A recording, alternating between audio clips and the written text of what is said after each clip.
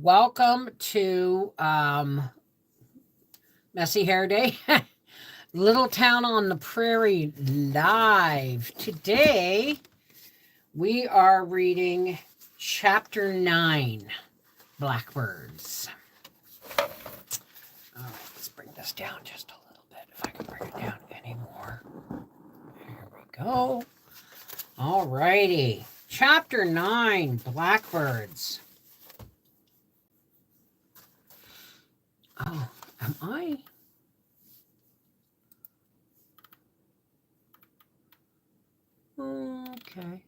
Okay.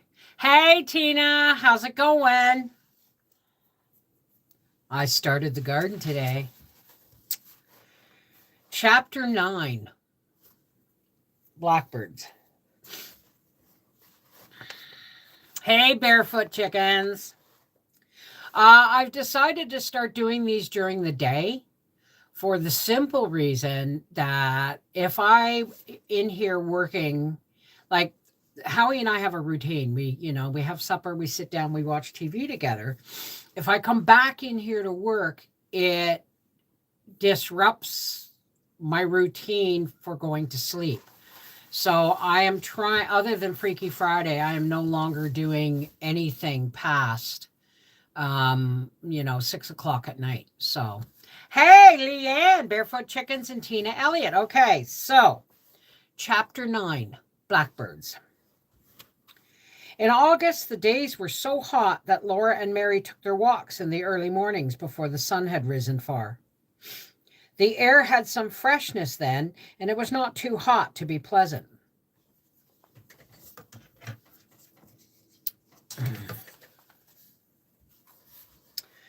But every walk seemed a little bit of the last walk they would have together, for soon Mary was going away. She was going to college that fall. They had looked forward so long to her going that now, when she was really going, it did not seem possible. It was hard to imagine, too, because none of them knew what college would be like. They had never seen one. But Pa had earned nearly $100 that spring. The garden and the oats and the corn were growing marvelously, and Mary really could go to college. Now, you got to remember, folks, that the college was free. Okay, the college, but they had to pay for her room and board, her clothing, her traveling, her equipment, all of those things, right? Coming back from their walk one morning, Laura noticed several grasses sticking to Mary's skirt. She tried to pull them off, but they would not come loose. "Ma," she called, "come and look at this funny grass." Ma had never seen grass like it.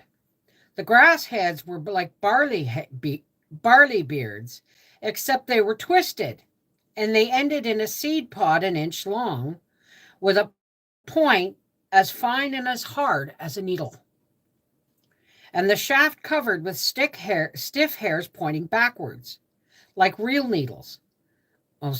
Like real needles, the points had sewed themselves into Mary's dress. The stiff hair followed the needle point easily, but kept it from being pulled back. And the 4-inch long screw-like beard followed, twisting and pushing the needle point farther in. So it's like a barb on a fish hook. It's barbed. So if it attaches to your clothing, every time you move, it pushes it deeper, and you can't pull it out. So the more you move, the more you irritate it, the more it pushes deeper into your clothing. Ew. "Ouch! Something bit me," Mary exclaimed. Just above her shoe top, one of the strange grasses had pierced her stocking and screwed itself into her flesh. "I declare this beats all," said Ma. "What will we encounter next on this homestead?" Never asked that question. When Pa came in at noon, they showed him the strange grass. He said it was Spanish needle grass. And when it got into the mouths of horse or cattle, it must be cut out of their lips and tongues. It worked through the sheep's wool and into the sheep's bodies, often killing them. "Where did you girls find it?" he asked. And he was glad that Laura could tell him. and he was glad that Laura could not tell him. If you didn't notice it, there can't be much of it. It grows in patches and spreads. Exactly where did you go walking? Laura could tell him that. He said he would attend to that grass. Some say it can be killed by burning it over green, he told them. I'll burn it now to kill as many seeds as I can, and next spring I'll be on the lookout and burn it green. Hey, Kathy Ponder, Laura Sup, Game Queen, Charisse Daggett. There were new little potatoes for dinner, creamed with green peas, and there were string beans and green onions, and by every plate was a saucer full of sliced ripe tomatoes to be eaten with sugar and cream, because tomatoes are a fruit, right? But we look at them as a vegetable, but they're actually a fruit. And I'm going to one of these days try sliced beefsteak tomatoes with sugar and cream. Sounds delicious, actually. We've got good things to eat and plenty of them, said Pa, taking a second helping of potatoes and peas. Yes, said Ma happily. Nowadays we can all eat enough to make up for what we couldn't have last winter. She was proud of the garden. It was growing so well. I shall be salting down cucumbers tomorrow. Little ones are thick under all those vines, and the potato tops are thriving, so I can hardly find the hills underneath them to scrabble.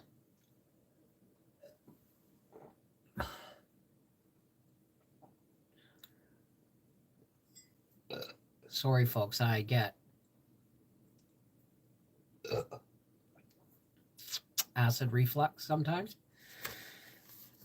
If nothing happens to them, we'll have plenty of potatoes this winter, Pa rejoiced. We'll have roasting ears soon, too, Ma announced.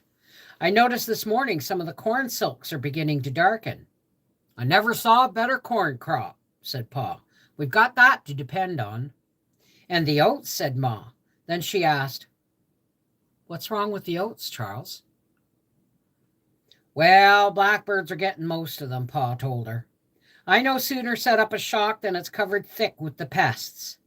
They're eating all the grain they can get at, and not leaving much but the straw. Ma's cheerful face dimmed, but Pa went on.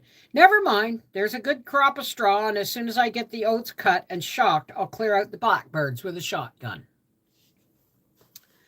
That afternoon, looking up from her sewing to thread her needle, Laura saw a wisp of smoke wavering in the heat waves from the prairie. Pa had taken time from his work in the oat field to cut a swath around a patch of Spanish needles and set fire to those vicious grasses. The prairie looks so beautiful and gentle, she said.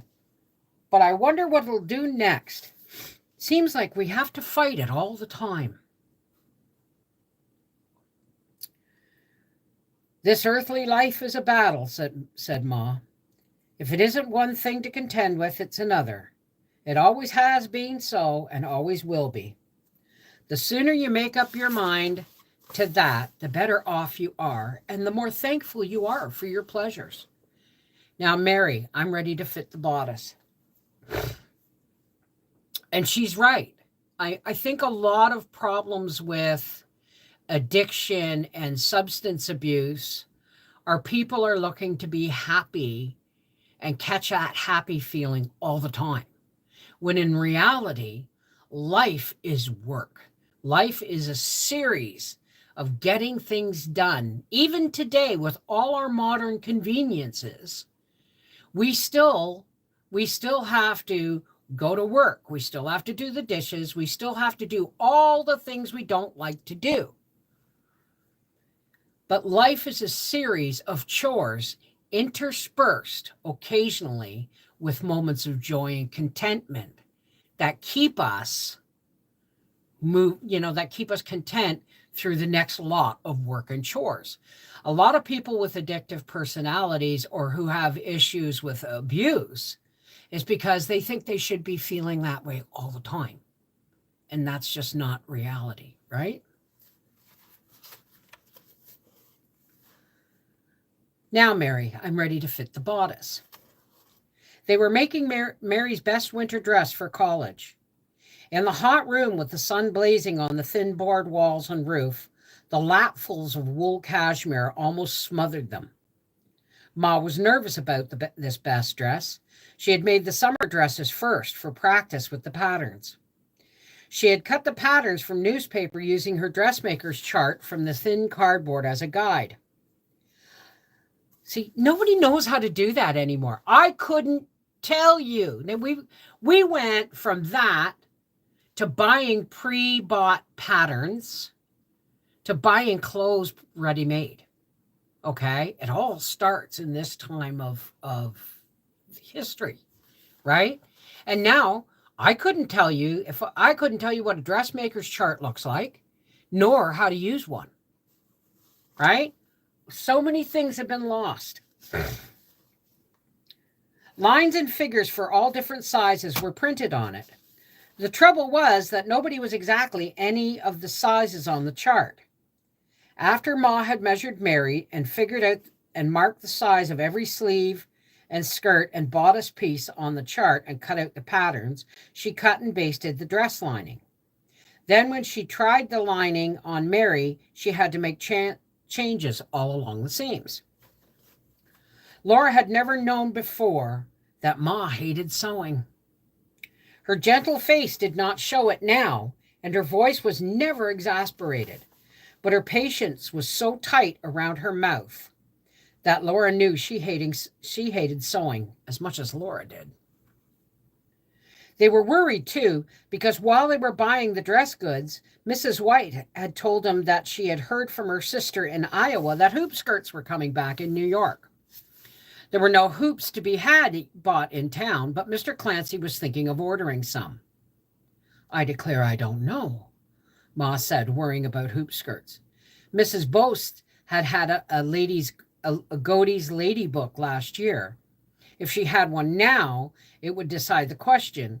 But Pa must cut the oats and the hay. They were all too tired on Sundays to make the long trip to the Boast's claim. When at last Pa saw Mr. Boast in town one Saturday, he said that Mrs. Boast did not have the new Godey's Ladies book. Well, we'll just make the skirts wide enough so that if hoops do come back, Mary can buy some in Iowa and wear them, Ma decided. Meanwhile, her petticoats can hold the skirts out full. I have a little bit of dyslexia. I think we all do. They made 4 new petticoats for Mary, 2 unbleached muslin, 1 of bleached muslin, and 1 of fine white cambric. Around the bottom of the fine cambric one, Laura had sewed with careful tiny stitches the 6 yards of knitted lace that she had given Mary for Christmas. They had made for her 2 gray flannel petticoats and 3 red flannel union suits. Now, a union suit is like long johns. It's all one piece. Around the top of the petticoat hems, Laura made a row of catch stitching in bright red yarn. It was pretty on the gray flannel. She backstitched all the seams of the petticoats and along the red flannel union suits, and around the necks and the wrists of the long red sleeves, she catch stitched a trimming of blue yarn. She was using all the pretty yarns that had come in last winter's barrel, but she was glad to do it. Not one of the girls in college would have prettier underwear than Mary's. Who sees the underwear? Well, I guess you see the edges of it, right?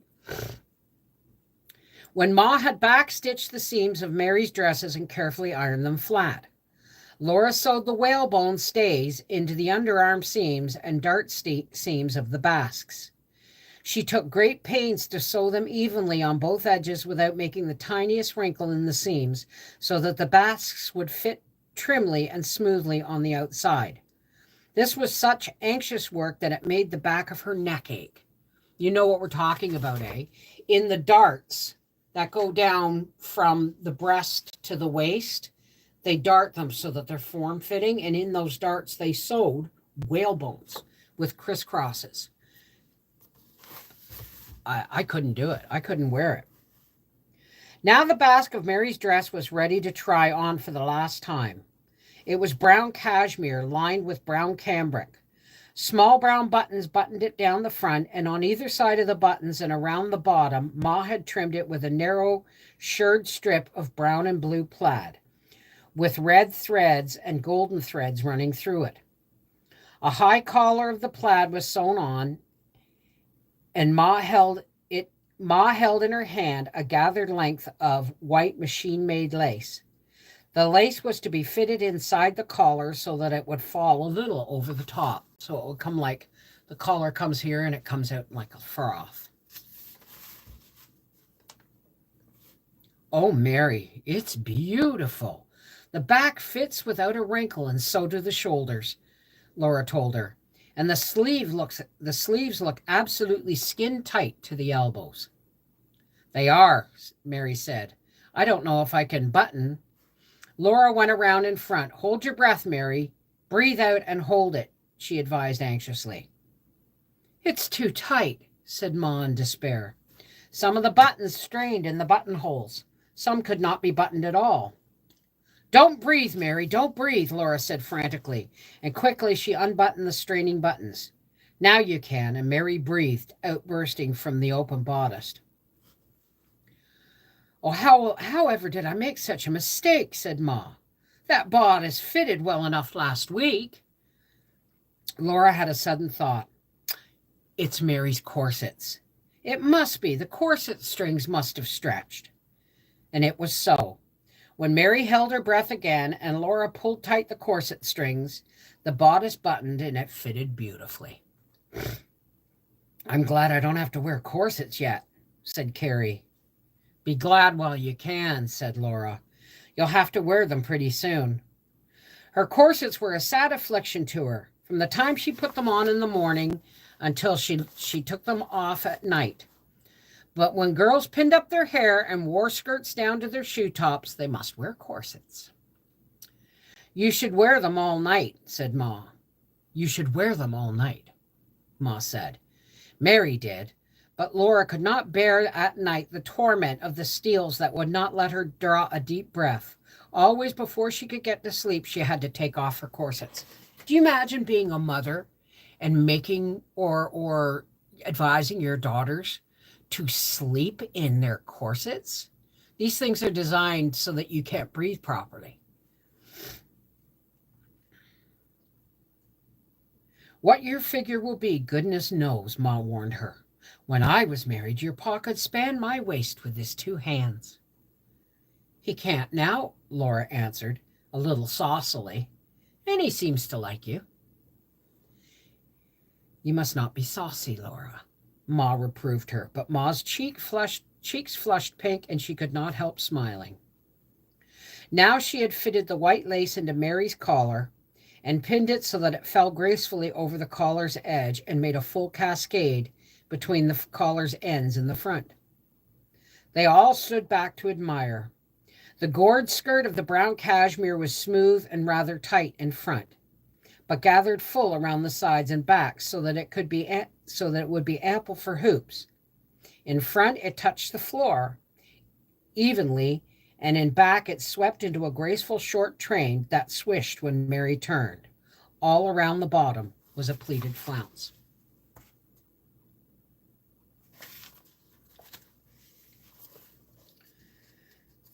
The overskirt was of the brown and blue plaid. It was shirred in front. It was draped up at the sides to show more of the skirt beneath. And at the back, it fell in rich, full puffs caught up by the flounce train. Above all this, Mary's waist rose slim in the tight, smooth bodice. The neat little buttons ran up the soft white lace cascading under Mary's chin. The brown cashmere was smooth as paint over her sloping shoulders and down to her elbows, and then the sleeves widened. A shirring of plaid curved around them, and the wide wrists fell open, showing lining of white lace ruffles set off Mary's slender hands. Mary was beautiful in that beautiful dress. Her hair was silkier and more golden than the golden silk threads in the plaid. Her blind eyes were bluer than the blue in it. Her cheeks were pink, and her figure was so stylish. Oh, Mary, Laura said, you look exactly as if you'd stepped out of a fashion plate. There just can't be one single girl in college who can hold a candle to you. Do I really look so well, Ma? Mary asked timidly, and she flushed pinker. For once, Ma did not guard against vanity. Yes, Mary, you do, she said. You're, of course she's going to tell her, because she can't see her own self-reflection in a mirror, right? You are not only as stylish as can be, you are beautiful. No matter where you go, you will be a pleasure for every eye that sees you. And I am thankful to say you may be sure your clothes are equal to any occasion. They could not look at her longer. She was almost fainting from the heat in that woolen dress. They laid it carefully away, done at last, and a great success. There were only a few more things to be done now.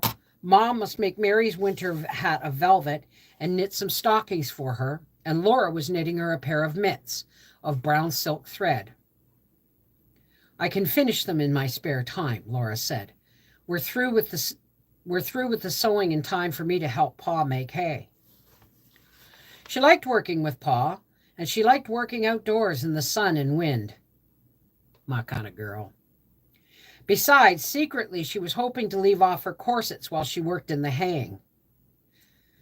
I suppose you may help to load the hay, Ma agreed reluctantly, but it will be stacked in town. Oh, Ma, no. Do we have to move to town again? Laura cried. Modulate your voice, Laura, Ma said gently. Remember, her voice was ever gentle, low, and soft, an excellent thing in a woman. Do we have to go to town? Murmured Laura. Your Pa and I think it's best not to risk a winter in this house until he can make it more weatherproof, said Ma. You know we would not have lived through last winter here. Maybe this winter won't be so bad, Laura pleaded. We must not tempt Providence, Ma said firmly.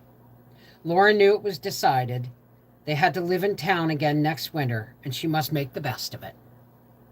That evening, when the flock of happy blackbirds was swirling at play in the sunset air above the oatfield, Pa took out his shotgun and shot them. He did not like to do it, and in the house no one liked to hear the shots, but they knew it must be done. Pa must protect the crops. The horses and Ellen and her calves would live on hay that winter, but the oats and the corn were cash crops. They would not sell for money to pay. They would sell for money to pay taxes and buy coal. As soon as the dew was off the grass the next morning, Pa went out to cut it with the mowing machine. In the house, Ma began to make Mary's velvet hat, and Laura busily trimmed the brown silk mitt. Busily knitted a brown silk mitt. At 11 o'clock, Ma said, Mercy, it's time to start dinner already.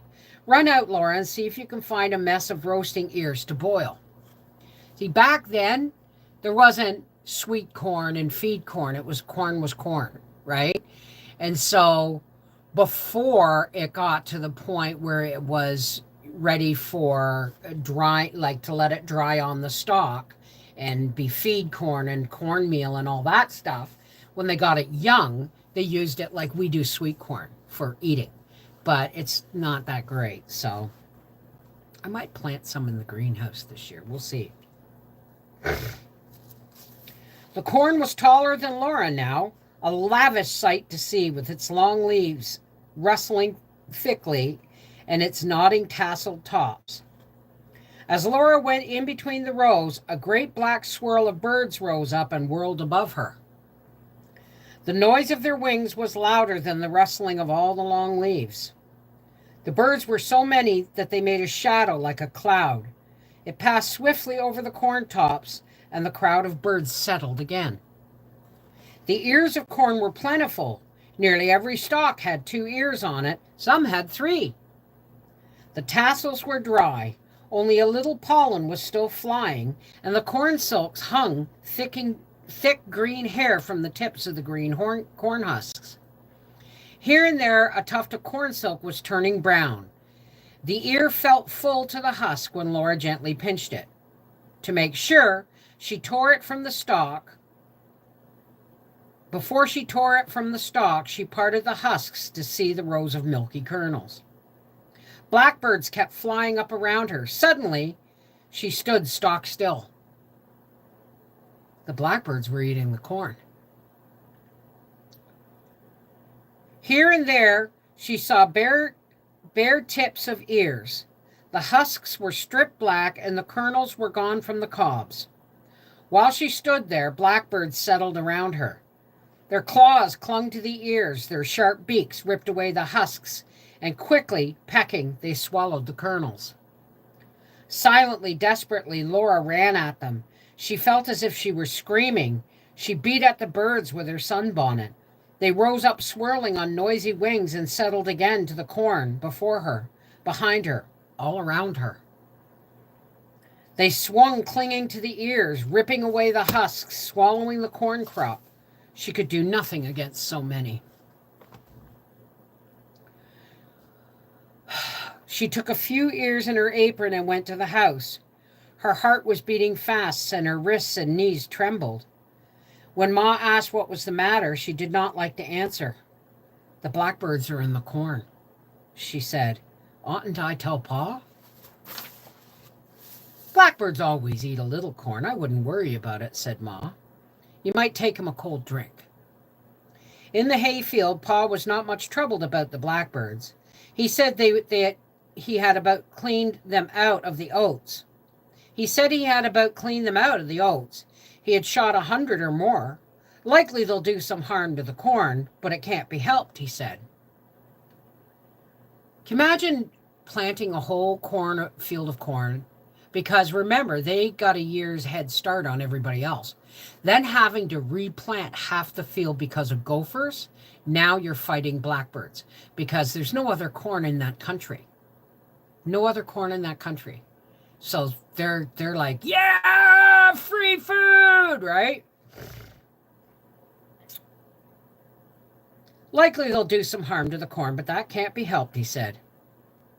"There are so many of them," Laura said. "Pa, if you don't get a corn crop, can Mary still go to college?" Pa looked bleak. "You think it's as bad as that?" "There's so many of them," Laura said. Pa glanced at the sun. "Well, another hour can't make much difference. I'll see about it when I come in to dinner." At noon, he took his shotgun to the cornfield. He walked between the corn rows and shot into the cloud of blackbirds as they rose. Every shot brought down a hail of dead birds, but the black cloud settled into the corn again. When he had shot away all his cartridges, the swirl of wings seemed no thinner.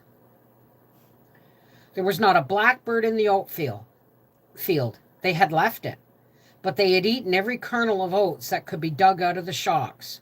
Only straw was left.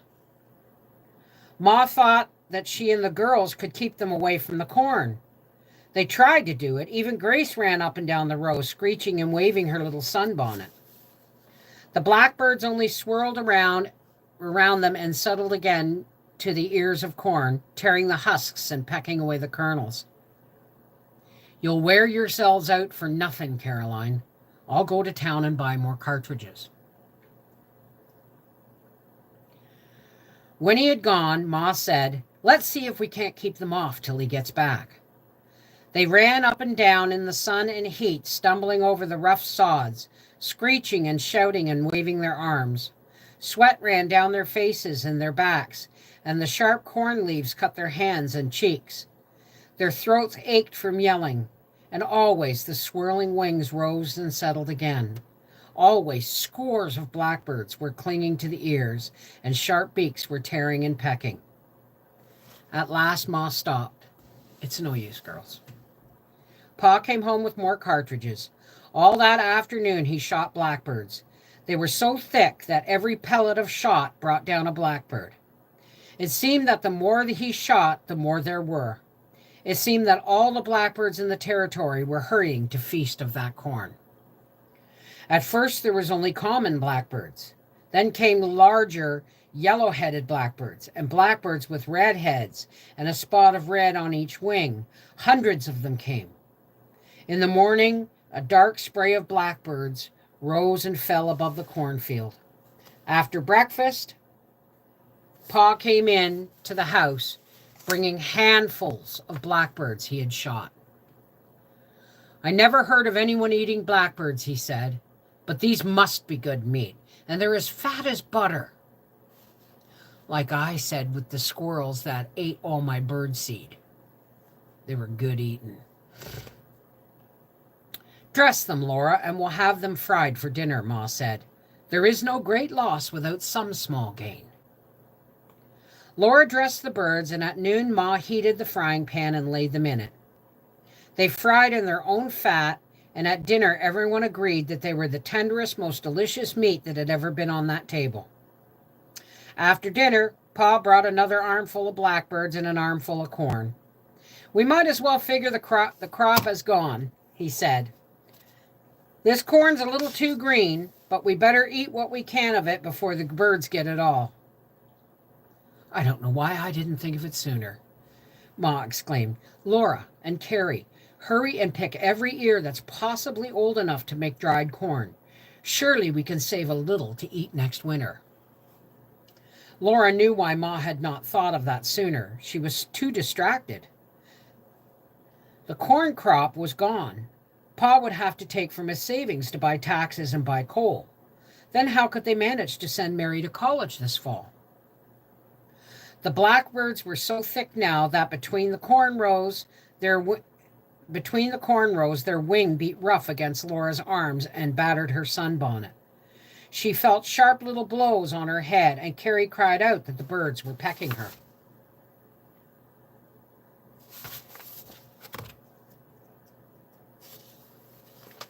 They seemed to feel that the corn was theirs and to be fighting for it. They rose up harsh at Laura's face and Carrie's and flew scolding and pecking at their sunbonnets. Not much corn was left. Even the youngest ears, on which the kernels were hardly more than blisters, had been stripped and pecked at. But Laura and Carrie several times filled their aprons with ears only partly eaten. When Laura looked for the blackbirds to dress them for dinner, she could not find them, and Ma would not say where they were.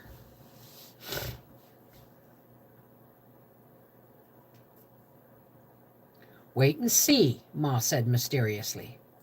Meantime, we'll boil this corn and cut it off the cobs to dry. There's a knack to cutting corn from the cob. The knife must slice evenly the whole length of the rows, cutting deep enough to get almost the whole kernel, but not so deep as to cut an even edge from the sharp pocket in which each kernel grows. The kernels fall away in milky slabs, moist and sticky. Ma spread these on a clean old tablecloth laid outdoors in the sunshine, and she covered them with another cloth to keep away the blackbirds and the chickens and the flies. The hot sun would dry the corn, and next winter, soaked and boiled, it would be good eating. Or ground and made into cornmeal, right? That's an Indian idea, Pa remarked when he came in to dinner. You'll admit yet, Carolyn, there are something to be said for Indians. If there is, Ma replied. You have already said it. Many's the time, so I needn't. This is one of the reasons why they took these off the Scholastic Award thing. Ma hated Indians, which is pretty much the feeling of the times, okay? But now she was brimming with some secret. Laura guessed it must be the missing blackbirds. Comb your hair and sit up to the table, Charles, Ma said. She opened the oven door and took out the tin milk pan. It was full of something covered thickly over with delicately brown biscuit crust. She set it before Pa, and he looked at it amazed. Chicken pie! Sing a song of sixpence, said Ma. Laura went on from there, and so did Carrie and Mary and even Grace. A pocket full of rye, 24 blackbirds baked in a pie. When the pie was open, the birds began to sing. Was that not a dainty dish to set before the king? Well, I'll be switched, said Pa. He cut into the pie's crust. Remember the pumpkin? The green pumpkin pie? He cut into the pie's crust with a big spoon and turned over a big chunk of it onto a plate. The underside was steamed and fluffy. Over it, he poured spoonfuls of thin brown gravy, and beside it, he laid a half a blackbird, browned and so tender that the meat was slipping from the bones. He handed that first plate across to Ma. The scent of that open pie was making all of their mouths water so that they had to swallow again and again while they waited for their portions. And under the table, Kitty curved against their legs, her hungry purring running into anxious meows. The pan held 12 birds, said Ma, just 2 apiece, but 1 is all that Grace can possibly eat, so that leaves 3 for you, Charles. It takes you to think up a chicken pie a year before there's chickens to make it with, Pa said. He ate a mouthful and said, "This beats chicken pie all hollow." They all agreed that the blackbird pie was even better than chicken pie. Between oats and corn, they were probably really good eating. There were, besides new potatoes and peas, sliced cucumbers and boiled carrots that Ma had thinned from the rows, and creamy cottage cheese. And the day was not even Sunday. As long as the blackbirds lasted and the garden was green, they could eat like this every day. Laura thought, Ma is right. There's always something to be thankful for. Still, her heart was heavy. The oats and the corn crop were gone. They did not know how Mary could go to college now. The beautiful new, and they would take her money, the money she worked for, but she honestly had no idea how much that her parents actually had. The beautiful new dress, the 2 other new dresses, and the pretty underwear must be laid away until next year. It was a cruel disappointment to Mary. Pa ate the last spoonful of pink sugary cream from his saucer of tomatoes. I'm going to try that this year. And drank his tea. Dinner was over. He got up and took his hat from its nail, and he said to Ma, "Tomorrow's Saturday. If you'll plan to go to town with me, we can pick out Mary's trunk." Mary gasped, and Laura cried out, "Is Mary going to college?" Pa was astonished. He asked, "What's the matter with you, Laura?" "How can she?" Laura asked. "There isn't any corn or oats." "I didn't realize you were old enough to be worrying," Pa said. "Well, she's old enough to turn over her paycheck, right?" "I'm going to sell the heifer calf," Mary cried out. "Oh, no, Pa, not the heifer." And notice that Ma did not tell Mary to modulate her voice. In another year, the heifer would be a cow. Then they would have 2 cows. Then they would have had milk and butter all year round.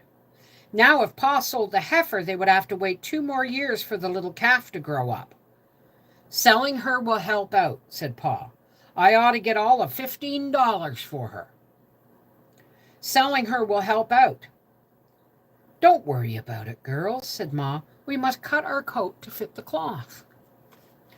"Oh, Pa, it sets you back a whole year," mourned Mary. "Never mind, Mary," said Pa.